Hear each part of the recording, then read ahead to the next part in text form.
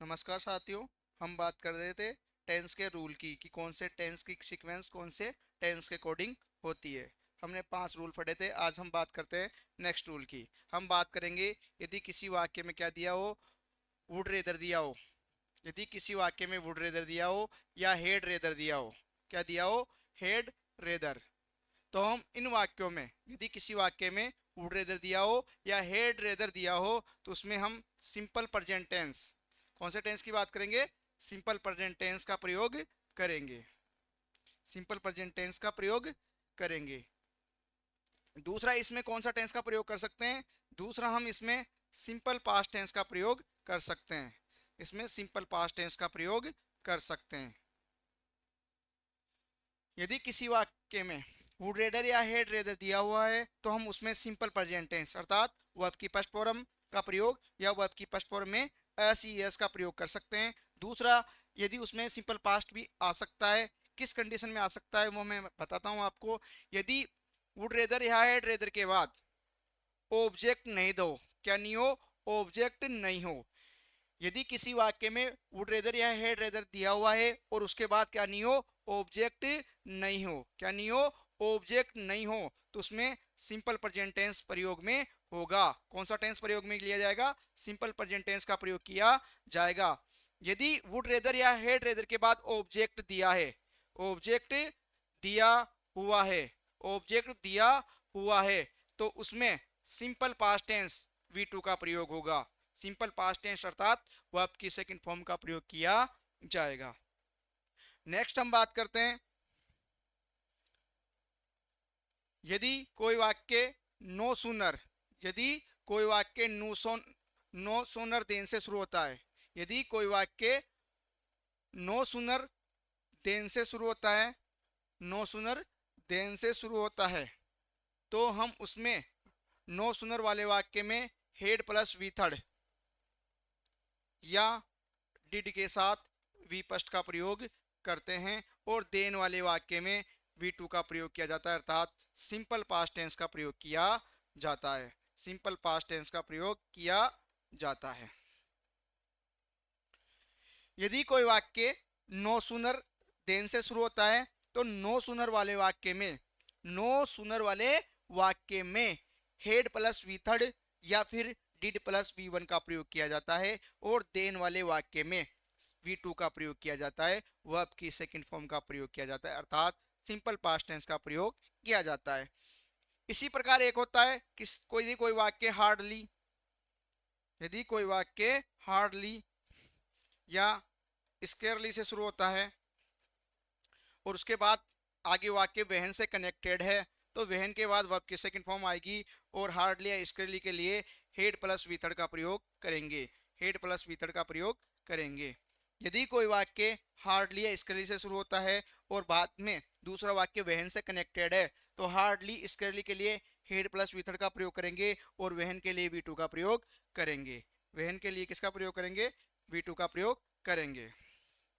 जिस प्रकार एग्जाम्पल की बात करते हैं, वुड रेदर या हेड रेदर V1 या V2, अर्थात इसमें किसका प्रयोग कर सकते हैं? वर्ब की फर्स्ट फॉर्म भी आ सकती है और वर्ब की सेकंड फॉर्म भी आ सकती है। जैसे मैंने अभी बताया, यदि वुड रेदर या हेड रेदर के बाद ऑब्जेक्ट दिया हुआ है तो वर्ब की सेकंड फॉर्म का प्रयोग करेंगे और यदि वुड रेदर या हेड रेदर के बाद ऑब्जेक्ट नहीं दिया हुआ है तो सिंपल प्रेजेंट टेंस का प्रयोग करेंगे। आई हेड रेदर, यहाँ पे क्या है? ऑब्जेक्ट नहीं है। यहाँ पे हमारे पास क्या नहीं है? ऑब्जेक्ट नहीं है। यहाँ पे ऑब्जेक्ट नहीं दिया हुआ है, ऑब्जेक्ट नहीं है, तो हमने इसमें कौन सा टेंस प्रयोग में लेंगे? सिंपल प्रेजेंट टेंस का प्रयोग में लेंगे अर्थात वर्ब की फर्स्ट फॉर्म का प्रयोग करेंगे या वर्ब की फर्स्ट फॉर्म में एस या ईएस का प्रयोग करेंगे। तो हमने यहाँ पे डू दी हुई है, डू की फर्स्ट फॉर्म डू का डू लिख देंगे। दूसरा सेंटेंस है आई हेड रेदर। क्या दिया हुआ है यहाँ पे? हेड रेदर दिया हुआ है और हेड रेदर के बाद क्या है? यहाँ पे ऑब्जेक्ट है। और अभी मैंने बताया है कि हेड रेदर या वुड रेदर के बाद ऑब्जेक्ट दिया हुआ है तो उसमें खाली स्थान में हम सिंपल पास्ट टेंस का प्रयोग करेंगे अर्थात वर्ब की सेकंड फॉर्म का प्रयोग करेंगे। तो हमने यहाँ पे क्या लिख दिया? डू की सेकंड फॉर्म क्या होती है? डिड हमने किसका यूज कर दिया? सिंपल पास्ट टेंस का यूज कर दिया। इसके बाद हम बात करते हैं नेक्स्ट रूल की। यदि कोई किसी वाक्य में क्या दिया हो? नो सूनर दिया हो और नेक्स्ट वाक्य में उसी में क्या दिया हो? देन, अर्थात यदि कोई वाक्य नो सूनर और देन से कनेक्टेड है तो नो सूनर वाले वाक्य में हेड प्लस वी थर्ड का प्रयोग करेंगे, या हेड प्लस वी थर्ड का प्रयोग नहीं करके हम डिड प्लस वी फर्स्ट का प्रयोग भी कर सकते हैं। और देन वाले वाक्य में, जो वाक्य देन से कनेक्टेड है, उस वाक्य में हम सिंपल पास्ट टेंस अर्थात वर्ब की सेकंड फॉर्म का प्रयोग करेंगे। फॉर एग्जाम्पल, नो सूनर के बाद हेड प्लस वी थर्ड का प्रयोग करेंगे या फिर डिड प्लस वी फर्स्ट का प्रयोग करेंगे, और देन के बाद वर्ब की सेकंड फॉर्म अर्थात सिंपल पास्ट टेंस, कौन सा टेंस होगा इसमें, सिंपल पास्ट टेंस का प्रयोग किया जाता है।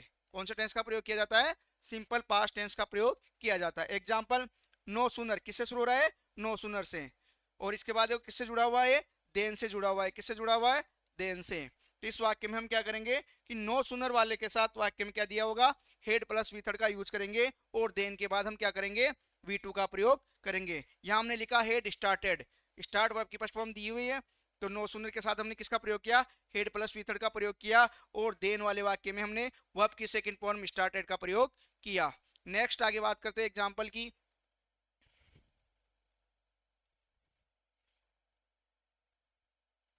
No sooner she finish her speech then the light go out. यहाँ पे किससे शुरू हो रहा है वाक्य, नो सूनर से, और ये वाक्य किससे जुड़ा हुआ है, देन से। तो हमने नो सूनर वाले वाक्य में किसका प्रयोग किया, हेड प्लस वी थर्ड का प्रयोग किया, हेड लिखी और फिनिश की थर्ड फॉर्म लिख दी फिनिश्ड। और देन वाले वाक्य में हमने किसका प्रयोग किया, वर्ब की सेकंड फॉर्म का प्रयोग किया। गो की सेकंड फॉर्म क्या हो जाती, वेंट। हमने किसका प्रयोग किया, वर्ब की सेकंड फॉर्म का प्रयोग किया। नेक्स्ट वाक्य, no sooner I finish my breakfast, then I start feeling hungry again। ये वाक्य किससे जुड़ा हुआ है, नो सूनर से। तो हम इस वाले वाक्य में क्या करेंगे, हेड प्लस वी थर्ड का प्रयोग करेंगे। हमने पढ़ा है यदि किसी वाक्य में नो सूनर देन दिया हुआ है तो नो सूनर वाले वाक्य में क्या करेंगे, या तो हेड प्लस वी थर्ड का प्रयोग करेंगे। हेड प्लस वी थर्ड का प्रयोग नहीं करके अगर एग्जाम में हमें डिड प्लस वी वन दिया हुआ है तो भी वो सही है, और देन वाले वाक्य में किसका प्रयोग करेंगे, वर्ब की सेकंड फॉर्म का प्रयोग करेंगे। या तो हेड प्लस वी थर्ड लिख सकते हैं, या फिर क्या लिख सकते हैं, डिड प्लस वी वन लिख सकते हैं। कौन से वाले वाक्य में, नो सूनर वाले वाक्य में, और देन के बाद किसका प्रयोग करेंगे, वर्ब की सेकंड फॉर्म का प्रयोग करेंगे। तो यहाँ पे हमने लिख दिया हेड प्लस वी थर्ड, या हमने लिख दिया डिड प्लस वी वन लिख दी। देन आई स्टार्टेड, यहाँ पे कौन सी फॉर्म लिख देंगे, वर्ब की सेकंड फॉर्म का प्रयोग कर देंगे। इसके बाद यदि को किसी वाक्य में क्या दिया हो, हार्डली या स्केरली दिया हो, और वो वाक्य वहन से जुड़ा हो, किससे जुड़ा हो, वहन से जुड़ा हो। यदि किसी वाक्य में हार्डली या स्केरली दिया हुआ है और वो वाक्य वहन से कनेक्टेड है तो वहन के बाद तो आएगी वर्ब की सेकंड फॉर्म अर्थात सिंपल पास्ट टेंस, और वहन के पहले वाले वाक्य में, जिस वाक्य में हार्डली या स्केरली दिया हुआ है, उसमें हम प्रयोग करेंगे हेड प्लस वी थर्ड का। किसका प्रयोग करेंगे, हेड प्लस वी थर्ड का। किसका प्रयोग करेंगे, हेड प्लस वी थर्ड का। Hardly Khalistan I reach the station when the train कम, ये किससे जुड़ा हुआ है, हार्डली से। तो खालिस्तान में क्या करेंगे, हेड प्लस वी थर्ड। यहाँ पे लिखेंगे हेड, और रीच की थर्ड फॉर्म क्या होती है, रीच्ड। ये किससे जुड़ा हुआ है, वैन से, तो वैन के बाद क्या करेंगे, वी टू का प्रयोग करेंगे। तो कम की सेकंड फॉर्म क्या हो जाएगी, के एम। नेक्स्ट वाक्य, हार्डली, हार्डली इसके से वाक्य शुरू हो रहा है, और हमने देखा कि वाक्य किससे जुड़ा हुआ है, ये वाक्य वैन से जुड़ा हुआ है। यदि कोई वाक्य हार्डली या स्केरली से शुरू होता है तो हम उस वाक्य में हेड प्लस वी थर्ड का प्रयोग करते हैं, और वहन के बाद वाले वाक्य में वर्ब की सेकंड फॉर्म का अर्थात सिंपल पास्ट टेंस का प्रयोग करते हैं। तो यहाँ पे लिखेंगे हार्डली के बाद हेड, फिनिश की थर्ड फॉर्म क्या हो जाएगी, फिनिश्ड हो जाएगी। इसके बाद ये वैन से कनेक्टेड है, गो की सेकंड फॉर्म क्या हो जाएगी, वेंट हो जाएगी, क्योंकि हमने पढ़ा है रूल, यदि कोई वाक्य हार्डली या स्केरली से जुड़ा हुआ है तो हम नेक्स्ट वाले वाक्य में किसका प्रयोग करते हैं, हेड प्लस वी थर्ड का प्रयोग करते हैं, और वहन के आगे जो वाक्य उसमें वी टू का प्रयोग करते हैं। तो यहाँ पे हमें ध्यान रखना है, यदि कोई वाक्य वुड रेदर या फिर हेड रेदर से शुरू होता है, या वुड रेदर, यदि किसी वाक्य में हेड रेदर या वुड रेदर दिया हुआ है तो उसमें हम दो टेंस प्रयोग कर सकते हैं। एक तो simple present tense, simple present tense. Simple present tense का प्रयोग कब करेंगे, जब उसमें क्या नहीं दिया हो, ऑब्जेक्ट नहीं हो।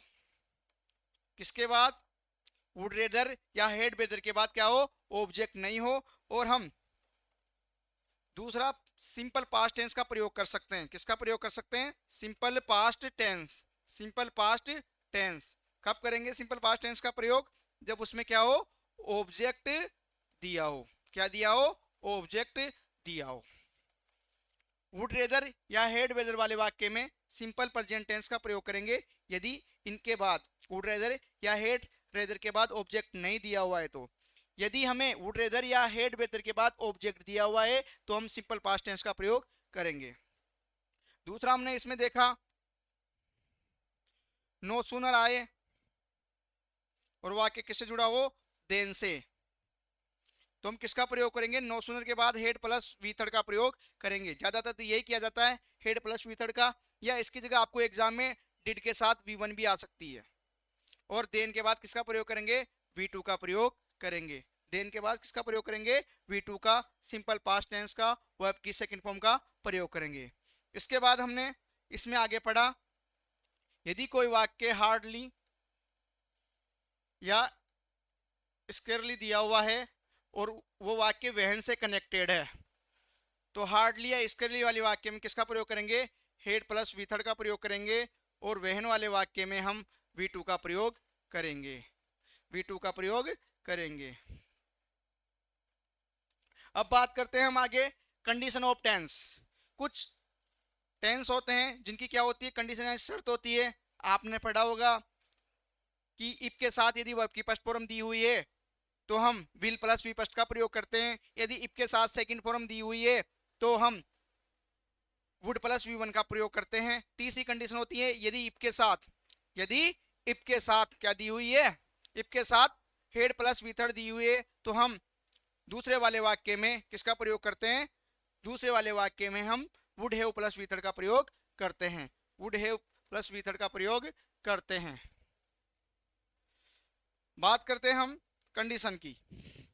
कंडीशन ऑफ टेंस इसमें क्या होते हैं? दो वाक्य दिए हुए होते हैं। एक तो होता है इफ क्लोज। क्या होता है? If close. क्या दिया होता है? एक तो इफ क्लोज होता है और जो दूसरा होता है वो क्या होता है? वो दूसरा होता है इसका मेन क्लोज। क्या होता है? Main close.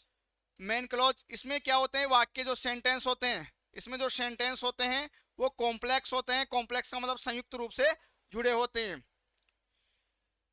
इसमें तीन कंडीशन अप्लाई होती है हमारी। पहली कंडीशन, दूसरी कंडीशन और तीसरी कंडीशन। पहली कंडीशन ये है यदि इफ के साथ विपस्ट आती है तो नेक्स्ट वाले वाक्य में अर्थात मेन वाक्य में हम विल प्लस वी1 का प्रयोग करते हैं। दूसरी कंडीशन आती है यदि इफ के साथ वी2 दी हुई है तो हम वुड प्लस वी1 का प्रयोग करते हैं। तीसरी कंडीशन आती है यदि इफ के साथ हेड प्लस वी थर्ड दी हुई हो। यदि इफ के साथ हेड प्लस वी थर्ड दी हुई है, यदि इफ के साथ क्या दी हुई है? हेड प्लस वी थर्ड दी हुई है तो नेक्स्ट वाले वाक्य में हम would have plus V third का प्रयोग करते हैं। ये तीन कंडीशन अप्लाई होती है हमारे इन सेंटेंसों में, कंडीशन वाले में। यदि किसी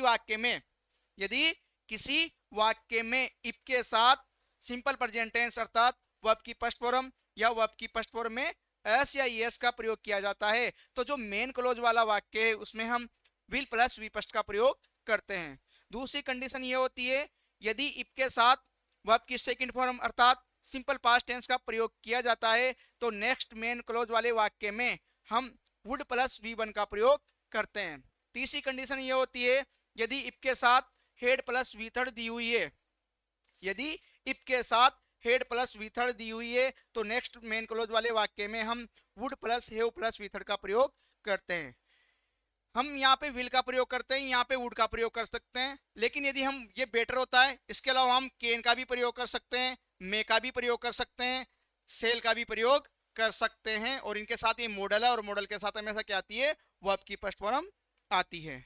मॉडल के साथ कौन सी फॉर्म आती है? हमेशा वर्ब की फर्स्ट फॉर्म।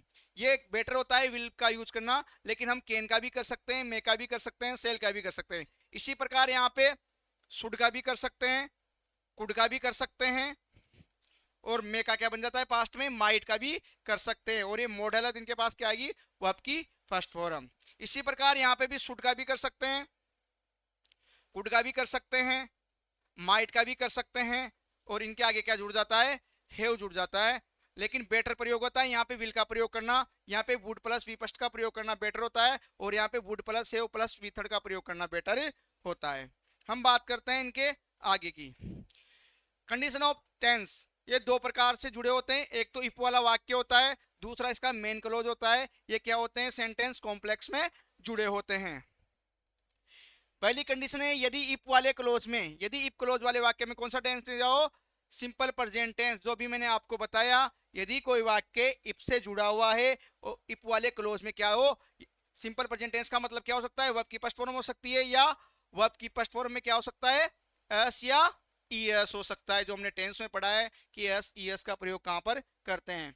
यदि इफ क्लोज में सिंपल प्रेजेंट टेंस हो तो मेन क्लोज में, किसमें, मेन क्लोज में, कौन से वाले वाक्य में, मेन क्लोज वाले वाक्य में विल भी आ सकता है, सेल आ सकता है, कैन आ सकता है, मे आ सकता है, इनके साथ क्या आएगी, वर्ब की फर्स्ट फॉर्म। लेकिन हमें बेटर होता है किसका प्रयोग करना, हम किसका उपयोग करना बेटर समझते हैं, विल प्लस वी फर्स्ट का। और एग्जाम में यही क्वेश्चन आता है, यदि इफ के साथ वर्ब की फर्स्ट फॉर्म दी हुई है तो हम नेक्स्ट वाले खाली स्थान में ऑप्शन में हमें यही मिलेगा, विल प्लस वी वन। अगर आपको उस ऑप्शन में विल प्लस V1 नहीं मिल रहा है तो हो सकता है सेल प्लस V1 मिल जाए, या हो सकता है कैन के साथ V1 मिल जाए, हो सकता है मे के साथ क्या मिल जाए, V1 मिल जाए। लेकिन आपको 100% यही ऑप्शन ज्यादातर दिया होता है, विल के साथ वी फर्स्ट। इन्हें हम फैक्चुअल या ओपन कंडीशन कहते हैं, तथ्यात्मक या खुली शर्त वाले वाक्य कहते हैं। दूसरा हमने पढ़ेंगे, यदि इफ क्लोज में सिंपल पास्ट टेंस, कौन सा टेंस हो, सिंपल पास्ट टेंस।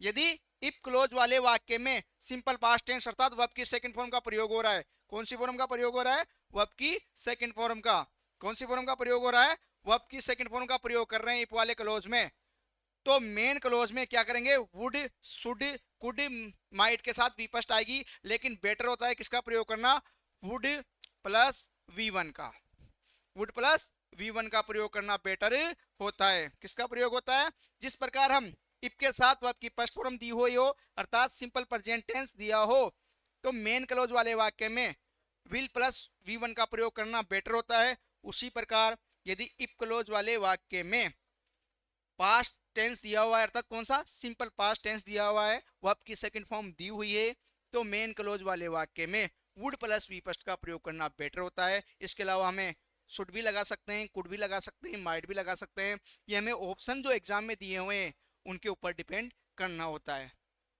हो सकता है अधिकतर तो ये दिया होता है, मान लो आपको विल प्लस V1 नहीं दे, वुड प्लस V1 नहीं दे, तो हो सकता है सेल का शुड दे दे, कैन का कुड दे दे, मे का माइट दे दे, ये आपको ऑप्शन मिल सकते हैं। नेक्स्ट हम बात करते हैं आगे,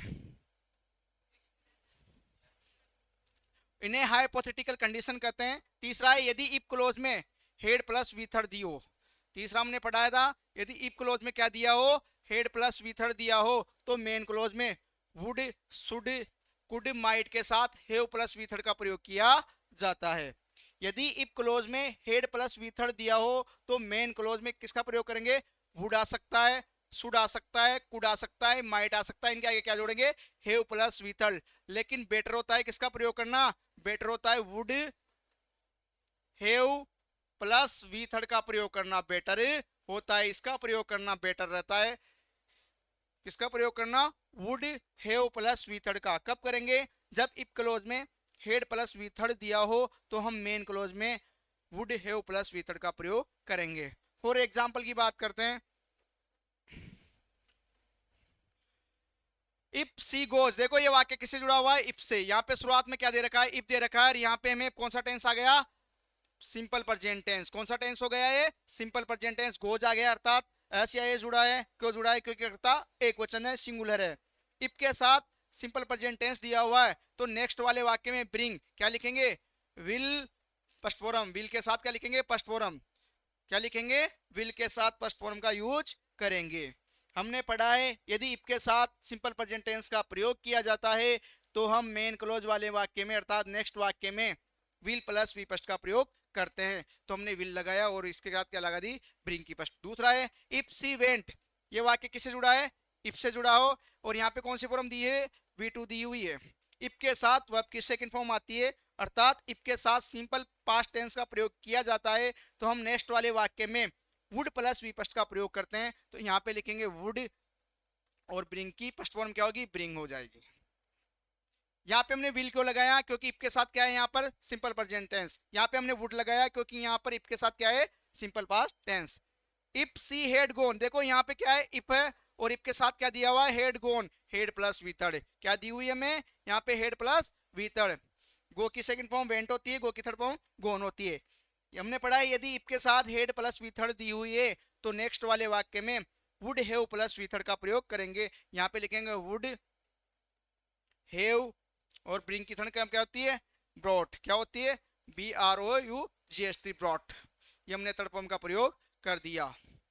किसका प्रयोग कर दिया हमने, थर्ड फॉर्म का प्रयोग किया। नेक्स्ट आगे बात करते हैं हम, if you worked hard, if you worked hard, यहाँ पे देखो किससे जुड़ा हुआ है, ये इफ से जुड़ा हुआ है। किससे जुड़ा हुआ है, इफ से, और इफ के बाद यहाँ पे कौन सी फॉर्म आ रही है, सेकंड फॉर्म। यदि कोई वाक्य इफ से जुड़ा हुआ है और इफ के बाद कौन सी फॉर्म दी हुई है, V2 अर्थात सिंपल पास्ट टेंस दिया हुआ है, तो हम नेक्स्ट वाले वाक्य में किसका प्रयोग करेंगे, वुड प्लस V1 का प्रयोग करेंगे। तो ये हो जाएगा would pass the exam. If you hard work, if you had worked hard you pass the exam. ये वाक्य किससे जुड़ा हुआ है, इफ से। किससे जुड़ा हुआ है, इफ से। यहाँ पे क्या दिया हुआ है, हेड प्लस वी थर्ड, क्या दिया हुआ है, हेड प्लस वी थर्ड। और हमने पढ़ा है यदि इफ के साथ क्या दी हो, हेड प्लस वी थर्ड दी हुई है, तो नेक्स्ट वाले वाक्य में would have plus V third का प्रयोग करेंगे। पास्ट की थर्ड फॉर्म क्या हो जाएगी, पास्ट, क्या हो जाएगी, past. If you worked hard you pass the exam, ये वाक्य किससे जुड़ा हुआ है, इफ से। किससे जुड़ा हुआ है, इफ से। और यहाँ पे कौन सी फॉर्म आ रही है, वर्ब की फर्स्ट फॉर्म। वर्ब की फर्स्ट फॉर्म का मतलब हो गया सिंपल प्रेजेंट टेंस। और हमने अभी लिखा है यदि इफ के साथ, यदि इफ के साथ क्या है, सिंपल प्रेजेंट टेंस आता है, तो नेक्स्ट वाले वाक्य में अर्थात मेन क्लोज वाले वाक्य में हम किसका प्रयोग करते हैं, विल प्लस V1 का प्रयोग करते हैं, पास। अब हो सकता है आपको एग्जाम में यही क्वेश्चन है और आपको ऑप्शन दिया हो सेल पास, सेकंड ऑप्शन दे दिया शुड पास, थर्ड ऑप्शन दे दिया हेड पास, और फोर्थ ऑप्शन दे दिया पास्ट। ये मान लो आपको एग्जाम में ऑप्शन आ गया। अब आप सोच रहे होंगे सर आपने तो बोला कि ये बेटर होता है, मैंने कहा है कि सेल भी आ सकता है, विल और विल तो हमें रखना ही है, will plus V first better होता है, वुड प्लस V1 बेटर होता है, would have plus V third better होता है, सबके साथ लिख सकते हैं। लेकिन हमारे ऑप्शन के ऊपर डिपेंड करता है, तो मैंने ये लिखा है कि विल भी आ सकता है, सेल भी आ सकता है, कैन भी आ सकता है, मे भी आ सकता है, लेकिन कौन सी फॉर्म आएगी, फर्स्ट फॉर्म आएगी। कब, जब इफ क्लोज में क्या हो, सिंपल प्रेजेंट टेंस। लेकिन यदि इफ क्लोज में सिंपल पास्ट टेंस हो तो वुड भी आ सकता है, शुड भी आ सकता है, कुड भी आ सकता है, माइट भी आ सकता है, और इनके साथ क्या आएगी, वर्ब की फर्स्ट फॉर्म। बेटर होगा वुड प्लस V1। यदि इफ के साथ वी थर्ड दी हुई हो तो वुड भी आ सकता है, शुड भी आ सकता है, कुड भी आ सकता है, माइट भी आ सकता है, इसके साथ आगे जुड़ेगा हैव प्लस वी थर्ड, लेकिन बेटर होता है would have plus V third. अब हमें ऑप्शन की बात करें, आपके एग्जाम में ये क्वेश्चन आया है और आपको खालिस्तान में if you work hard you pass the exam, क्या लिखा है, if you work hard you pass the exam. अब आपको पता है कि इसमें क्या आएगा, सीधा सा पता है कि इफ के साथ V1 दी हुई है, तो हम क्या भरेंगे, विल प्लस V1। अब देखेंगे ऑप्शन में, यहाँ पे भी क्या है, सेल प्लस V1 आ गई, यहाँ पे शुड प्लस V1 आ गई, यहाँ पे हेड प्लस वी थर्ड आ गई, यहाँ पे सेकंड फॉर्म आ गई। हमें पता है पास्ट आएगा नहीं, हेड प्लस वी थर्ड नहीं आएगा, अब दोनों में से आएगा। आना तो क्या चाहिए, विल हमारे पास नहीं है, तो हमें पता है सेल आ जाएगा, तो हमारा राइट आंसर क्या हो जाएगा, सेल। हमारा राइट आंसर हो जाएगा सेल पास। क्यों हुआ, क्योंकि यहाँ पे हमें ऑप्शन में विल नहीं आ रहा, तो हम क्या करेंगे, सेल वाले ऑप्शन को, कैन वाले ऑप्शन को, मे वाले ऑप्शन को बेटर मानेंगे, वही ऑप्शन होगा। अब ये क्वेश्चन ऑप्शन के अकॉर्डिंग राइट है।